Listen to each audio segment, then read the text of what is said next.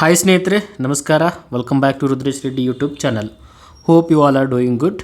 So ಇವತ್ತಿನ ಈ ಒಂದು ವಿಡಿಯೋದಲ್ಲಿ ಕಂಪ್ಯೂಟರ್ ಅವೇರ್ನೆಸ್ಗೆ ಸಂಬಂಧಪಟ್ಟಿರ್ತಕ್ಕಂಥ ಇಂಪಾರ್ಟೆಂಟ್ ಪ್ರಶ್ನೆಗಳನ್ನು ಡಿಸ್ಕಸ್ ಮಾಡ್ತಾ ಹೋಗೋಣ. ಸೊ ಇವತ್ತು ಡಿಸ್ಕಸ್ ಮಾಡ್ತಕ್ಕಂಥ ಪ್ರಶ್ನೆಗಳು ಪ್ರಮುಖವಾಗಿ cyber security, internet, cloud computing, networking and malwares. So ಇವುಗಳ ಮೇಲೆ ಇವತ್ತು ನಾವು ಪ್ರಶ್ನೆಗಳನ್ನು ಡಿಸ್ಕಸ್ ಮಾಡ್ತಾ ಹೋಗೋಣ. ಯಾಕಂದರೆ ಎಕ್ಸಾಮಲ್ಲಿ ಇವುಗಳ ಮೇಲೆ ಕೂಡ ಪ್ರಶ್ನೆಗಳು ರೀಸೆಂಟ್ ಟೈಮಲ್ಲಿ ತುಂಬಾ ರಿಪೀಟಾಗಿ ಬರ್ತಾ ಇದ್ದಾವೆ. ಸರಿನಾ? ಸೊ ಸ್ನೇಹಿತರೆ, ಇದ್ರ ಜೊತೆಗೆ ನೀವೇನಾದರೂ ಫಸ್ಟ್ ಟೈಮ್ ನಮ್ಮ ಚಾನಲ್ಗೆ ವಿಸಿಟ್ ಮಾಡಿದರೆ ಸಬ್ಸ್ಕ್ರೈಬ್ ಮಾಡೋದನ್ನು ಮಾತ್ರ ಮರಿಬೇಡಿ. ಹಾಗೆ ನಿಮ್ಮ ಸ್ನೇಹಿತರಿಗೂ ಕೂಡ ಶೇರ್ ಮಾಡೋದನ್ನು ಕೂಡ ಮರಿಬೇಡಿ. ಬನ್ನಿ ಇವತ್ತಿನ ಒಂದು ಮೊದಲನೇ ಪ್ರಶ್ನೆ ನೋಡ್ತಾ ಹೋಗೋಣ. ಮೊದಲನೇ ಪ್ರಶ್ನೆ, what is the primary purpose of firewall? ಫೈರ್ವಾಲ್ನ ಪ್ರಾಥಮಿಕದ ಉದ್ದೇಶ ಏನಾಗಿರ್ತದೆ? ಆಪ್ಷನ್ಸ್ ಬಂದುಬಿಟ್ಟು to filter incoming and outgoing networks, ಅಂದರೆ ಒಳಬರುವ ಮತ್ತು ಹೊರ ಹೋಗುವ ನೆಟ್ವರ್ಕ್ ಸಂಚಾರವನ್ನು ಫಿಲ್ಟರ್ ಮಾಡಲು ಫೈರ್ವಾಲ್ ಬಳಸುತ್ತಾರೆ. ಒಂದನೇ ಆಪ್ಷನ್. ಎರಡನೇ ಆಪ್ಷನ್ ಎನ್ಕ್ರಿಪ್ಟ್ ಮಾಡುವ ಸಲುವಾಗಿ. ಮೂರನೇ option two manage the band width. ಹಾಗೆ ನಾಲ್ಕನೇದು ಟು ಸ್ಟೋರ್ ದ ಡೇಟಾವನ್ನು ಸಂಗ್ರಹಣೆ ಮಾಡಲಿಕ್ಕೆ. ಸರಿನಾ? First of all what is firewall ಅಂತ ಅರ್ಥ ಮಾಡ್ಕೊಳ್ಳೋಣ. Okay, I will give an example for this one. ಸರಿನಾ? ಸಪೋಸ್ ನೀವು ಆಗ ಒಂದು ಆಫೀಸ್ಗೆ ಹೋದ್ರಿ ಅಂದ್ಕೊಳ್ಳಿ.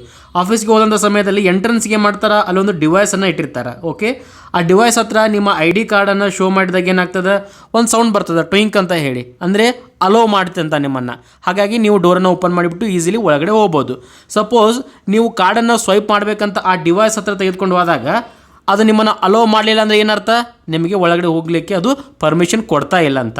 ಅದೇ ರೀತಿಯಾಗಿ ಫೈರ್ವಾಲ್ ಅಂತ ಬಂದಾಗ ಇದರ ಒಳಗಡೆ ಕೆಲವೊಂದಿಷ್ಟು ರೂಲ್ಸನ್ನು ಬರೆದಿರ್ತಾರೆ. ಓಕೆ, ಆ ರೂಲ್ಸ್ಗಳ ಮುಖಾಂತರವಾಗಿ ಯಾವುದನ್ನು ಎನೇಬಲ್ ಮಾಡಬೇಕು, ಯಾವುದನ್ನು ಎನೇಬಲ್ ಮಾಡಬಾರ್ದು ಅಂತ ನಾವು ಅರ್ಥ ಮಾಡ್ಕೋತೀವಿ. ಹಾಗಾಗಿ ಪರ್ಟಿಕ್ಯುಲರ್ಲಿ ಈ ಫೈರ್ವಾಲ್ ಅಂತ ಬಂದಾಗ ಇದನ್ನು to filter the incoming and outgoing traffic ಅಂತ ಹೇಳ್ತಾರೆ. ಸರಿನಾ? ಒಂದನೇ ಪ್ರಶ್ನೆಗೆ A is the right answer. ಏನಕ್ಕೆ ಬಳಸ್ತಾರ? To filter the data. To filter, important ನೆನಪಿಟ್ಟುಕೊಳ್ಳಿ. ಸೊ ನಿಮಗೆ ಫೈರ್ವಾಲ್ ಅಂತ ಬಂತಂದರೆ ಪ್ರಶ್ನೆ ಏನಾದರೂ ನಿಮ್ಮ ಮೈಂಡ್ಗೆ ಬರಬೇಕಾಗಿರೋ ಮೊದಲನೇ ಪಾಯಿಂಟ್ ಏನಪ್ಪ ಅಂದರೆ ಫಿಲ್ಟರ್. ಸರಿನಾ? So first is the right answer.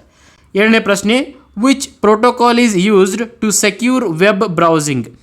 Secure ಮಾದರಿಯಲ್ಲಿ ವೆಬ್ ಬ್ರೌಸನ್ನು ಮಾಡಬೇಕಾಗಿತ್ತಂದರೆ ಯಾವುದು best protocol? HTTP, FTP, HTTPS and SMTP. This is simple mail transfer protocol associated with email. ಕೇಳ್ತಾರೆ, ನೆನ್ಪಿಟ್ಕೋಬೇಕು. Next, HTTP hyper text transfer protocol.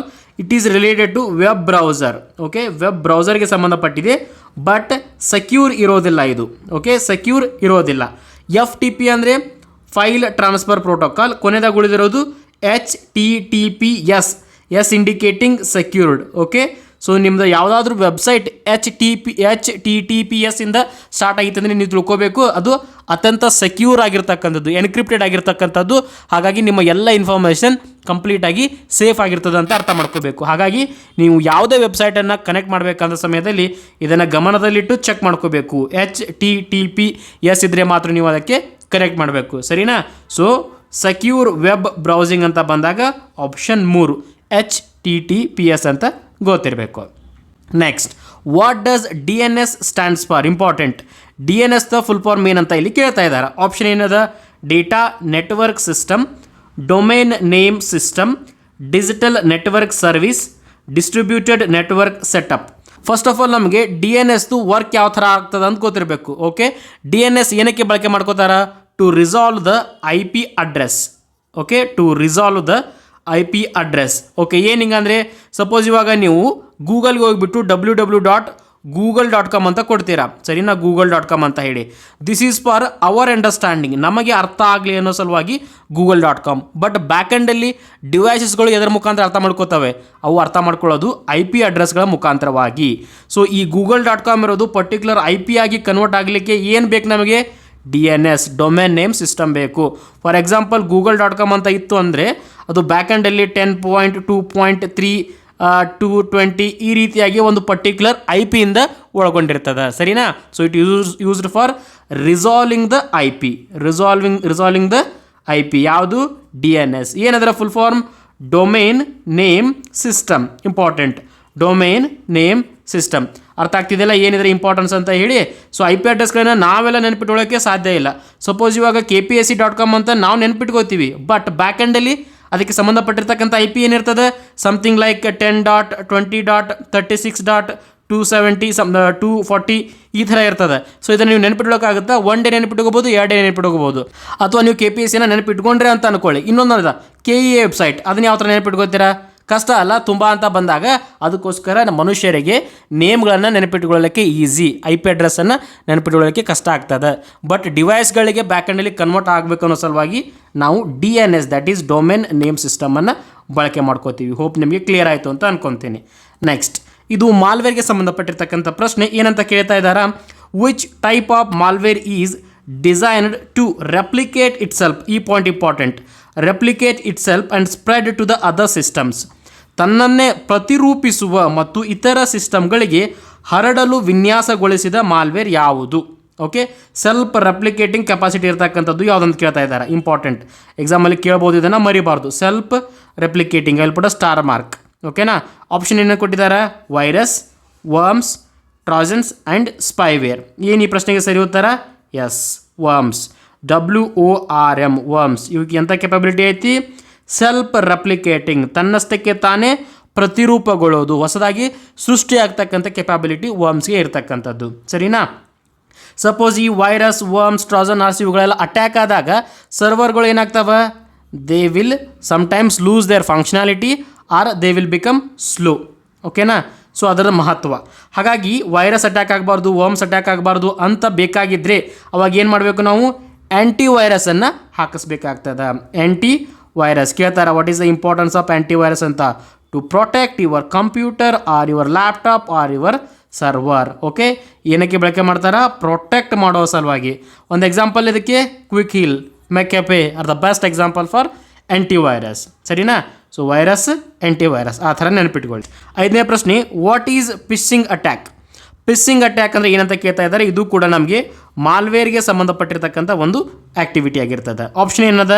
an attempt to steal sensitive information by disguising as a trusted entity. Okay, ವಿಶ್ವಾಸ ಅರ್ಹ ಏಜೆನ್ಸಿಯಂತೆ ತೋರುತ್ತಿದ್ದು ಸಂವೇದನಾಶೀಲ ಮಾಹಿತಿಯನ್ನು ಕದಿಯಲು ಪ್ರಯತ್ನ ಮಾಡೋದಕ್ಕೆ fishing attack ಅಂತ ಕರೀತಾರೆ. Second one, a method to hack the network protocols. ಮೂರನೇದು, a type of malware that records the keystrokes, a software update. ಈ 4 ಆಪ್ಷನನ್ನು ಕೊಟ್ಟಿದ್ದಾರೆ. ಫಸ್ಟ್ ಆಫ್ ಆಲ್ ಇದೊಂದು ಸಾಫ್ಟ್ವೇರ್ ಅಪ್ಡೇಟ್ ಆಗಲಿಕ್ಕೆ ಸಾಧ್ಯ ಇಲ್ಲ. ಓಕೆ, ನೆಕ್ಸ್ಟ್ ಇದೇನು ಕೊಟ್ಟಿದ್ದಾರೆ? It is a type of malware, yes, but record the keystrokes ಅಂತ ಹೇಳಿದ್ದಾರೆ. ನೋ, ಇದು ಯಾವುದೇ ರೀತಿಯಾಗಿರ್ತಕ್ಕಂಥ ಕೀ ಸ್ಟ್ರೋಕ್ಸನ್ನು ರೆಕಾರ್ಡ್ ಮಾಡಲ್ಲ. ಮೂರನೇದು, a method to hack the network protocols. No, ಇದರಲ್ಲಿ ಯಾವುದೇ ರೀತಿಯಾಗಿರ್ತಕ್ಕಂಥ ನೆಟ್ವರ್ಕ್ ಪ್ರೋಟೋಕಾಲ್ಸ್ಗಳ ಹ್ಯಾಕಿಂಗ್ ಬರಲ್ಲ. ಹಾಗಾದರೆ ಸರಿಯಾಗಿರೋ ಉತ್ತರ ಏನಾಗಿರ್ತದೆ ಇದಕ್ಕೆ? Option A. ಏನಂತ ಕೊಟ್ಟಿದ್ದಾರೆ? An attempt to steal the sensitive information. ಅಂದರೆ ನಿಮಗೆ ಸಪೋಸ್ ನೀವಾಗ ಜಿಮೇಲನ್ನು ಓಪನ್ ಮಾಡಿದರೆ ಒಮ್ಮೊಮ್ಮೆ ನಿಮಗೆ ಮೇಲ್ ಬಂದಿರೋದು ಕಾಣ್ತದೆ. ಫಾರ್ ಎಕ್ಸಾಂಪಲ್ HDFC ಬ್ಯಾಂಕಿಂದ ನಾವು ನಿಮಗೆ ಮೇಲನ್ನು ಕಳಿಸ್ತಾ ಇದ್ದೀವಿ, ಇದ್ರ ಮೇಲೆ ಕ್ಲಿಕ್ ಮಾಡಿ ನಿಮಗೆ 10,000 ರೂಪಾಯಿ ಬರ್ತದೆ. ಸರಿನಾ? ಮತ್ತೊಂದು ಮೇಲ್ ಬರ್ತದೆ, ನೀವೊಂದು ಆಫರ್ ಪಡೆದುಕೊಂಡಿದ್ದೀರಾ, ಇದ್ರ ಮೇಲೆ ಕ್ಲಿಕ್ ಮಾಡಿದರೆ ನಿಮಗೆ 20,000 ಬರ್ತದೆ.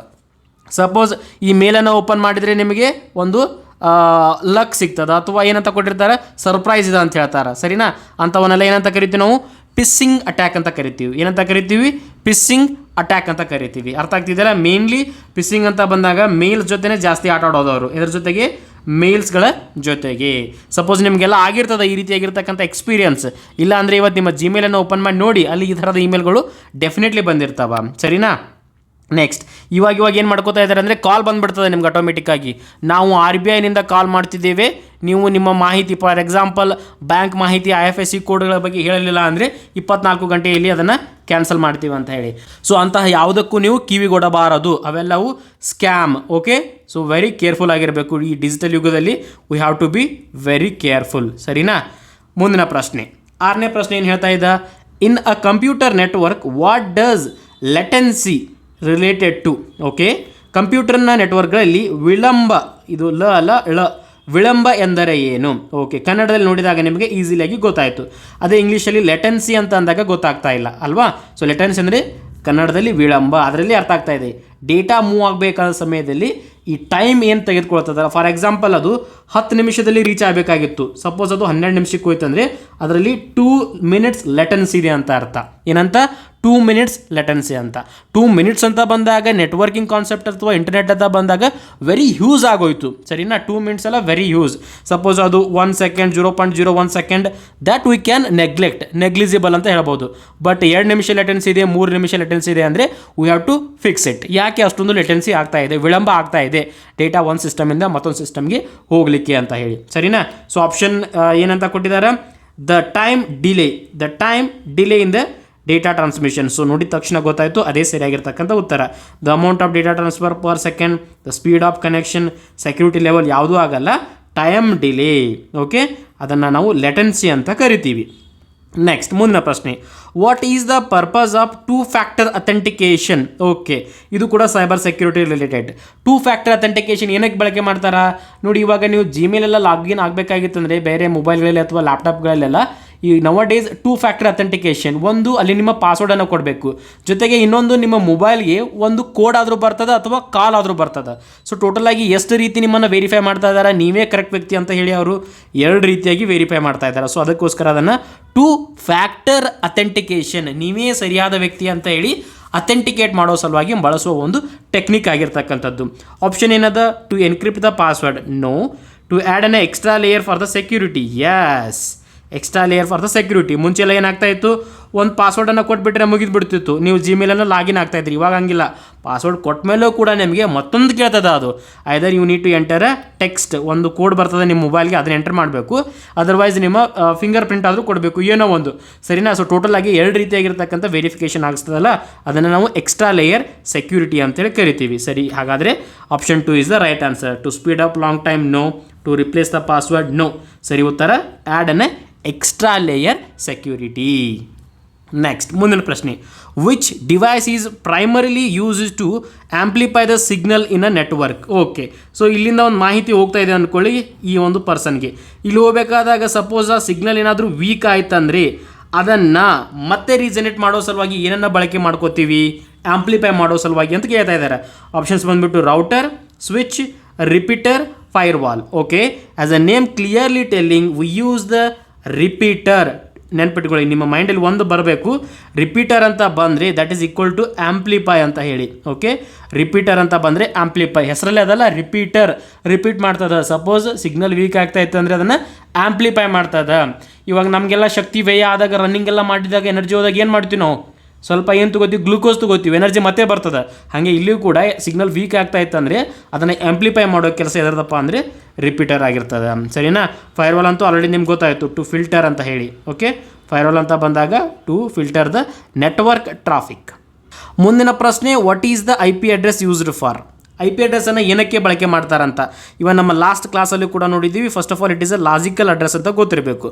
ನೆಕ್ಸ್ಟ್ ಇದನ್ನು ಏನಕ್ಕೆ ಬಳಕೆ ಮಾಡ್ತಾರಾ, ಟು ಐಡೆಂಟಿಫೈ ದ ಡಿವೈಸ್ಗಳನ್ನು ಗುರುತಿಸುವ ಸಲುವಾಗಿ ಬಳಕೆ ಮಾಡ್ತಾರೆ. ಆಪ್ಷನ್ ಏನದ ಮೊದಲೇದು, to identify the device on network, encrypting the data, managing the hardware, or creating the firewalls. ಸರಿಯಾದ ಉತ್ತರ option A, identifying the device on the network.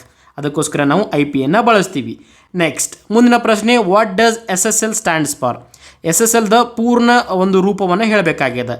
Secure sockets layer, system security layer, single sign layer, secure session layer. Very important, ನೆನಪಿಡಬೇಕು, ಎಕ್ಸಾಮಲ್ಲಿ ಕೇಳ್ಬೋದು.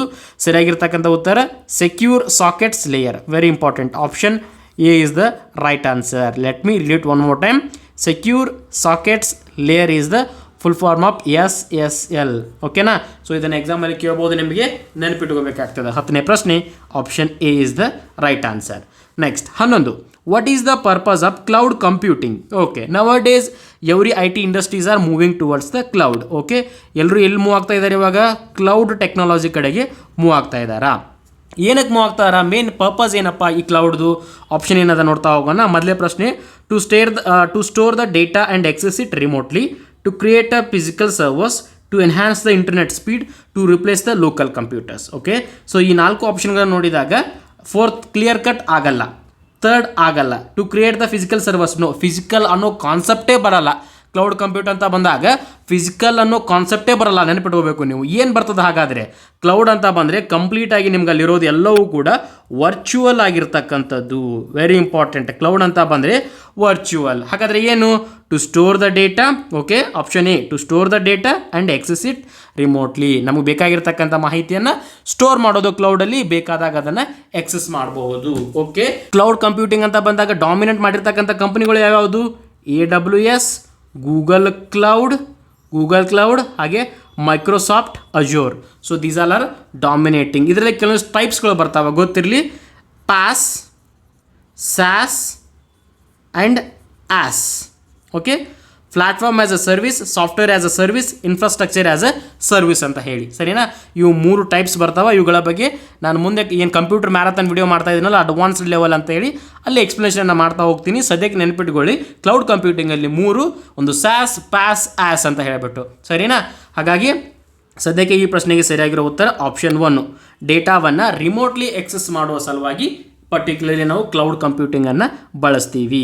ಓಕೆನಾ? Cloud ಅಂತ ಬಂದರೆ physical ಅನ್ನೋ ಮಾತೇ ಬರಲ್ಲ ಅಲ್ಲಿ, ಎವ್ರಿಥಿಂಗ್ ಈಸ್ ರಿಮೋಟ್. ನೆಕ್ಸ್ಟ್ ಮುಂದಿನ ಪ್ರಶ್ನೆ, 16ನೇ ಪ್ರಶ್ನೆಗೆ ಏನು ಹೇಳ್ತಾ ಇದೆ? What does machine learning enables in cloud computing? Cloud ಕಂಪ್ಯೂಟಿಂಗಲ್ಲಿ ಮಷಿನ್ ಲರ್ನಿಂಗ್ ಏನು ಮಾಡ್ತದೆ? This is also one of the important or a growing technology nowadays in the IT industry. For example data science, very important. Data science, machine learning, cloud computing, and then comes DevOps. Okay, so these all are the major growing technology. ಸದ್ಯಕ್ಕೆ ಮಾರ್ಕೆಟಲ್ಲಿ highest job ಅಂದರೆ salary ಕೂಡ ಬರ್ತಾ ಇರೋದು ಇದಕ್ಕೆ ಆಗಿರ್ತದೆ ನಿಮಗೆ. DevOps ಇಂಜಿನಿಯರ್ಸ್ಗೆ, machine learning engineers, ಹಾಗೆ data science engineers, cloud engineers ಮಾರ್ಕೆಟಲ್ಲಿ ಅವರಿಗೆ ತುಂಬಾ ವ್ಯಾಲ್ಯೂ ಇರ್ತಕ್ಕಂಥದ್ದು, ಸರಿನಾ? ಸದ್ಯಕ್ಕೆ ಈ ಮಷಿನ್ ಲರ್ನಿಂಗ್ ಅಂತ ಬಂದರೆ ಇದ್ರದ್ದು ಕೆಲಸ ಏನಂತ ಕೇಳ್ತಾ ಇದ್ದಾರೆ. What does machine learning in cloud computing? Option ಏನದ? Enable the computers to learn from the data and improve, increase the storage capacity, ತಪ್ಪು. ಇಂಪ್ರೂವ್ ದ ಬ್ಯಾಟ್ರಿ ಲೈಫ್, ತಪ್ಪು. ಎನ್ಕ್ರಿಪ್ಟ್ ದ ಯೂಸರ್ ಡೇಟಾ, ತಪ್ಪು. ಏನು ಮಾಡ್ತದ ಮಷಿನ್ ಲರ್ನಿಂಗ್? ನೋಡಿ, learning ಅದರಲ್ಲೇ ಇದೆ. ಏನು ಮಾಡ್ತದ? ಮಷಿನ್ ಲರ್ನ್ ಮಾಡ್ಕೋತದ, ತನ್ನಷ್ಟಕ್ಕೆ ತಾನೇ ಕಲಿತುಕೊಳ್ಳುತ್ತದೆ. ಓಕೆ, ಕಲಿತುಕೊಳ್ಳುತ್ತದೆ. Enables computer to learn from the data and improve. ನಾವು ಕೊಟ್ಟಿರ್ತಕ್ಕಂಥ ಡೇಟಾವನ್ನು ತೊಗೊಂಡ್ಬಿಟ್ಟು ಅದಕ್ಕೆ ಸ್ವಲ್ಪ ಇಂಟೆಲಿಜೆನ್ಸನ್ನು ಪಡ್ಕೊಂಡ್ಬಿಡ್ತದೆ ಅದು, ಸರಿನಾ?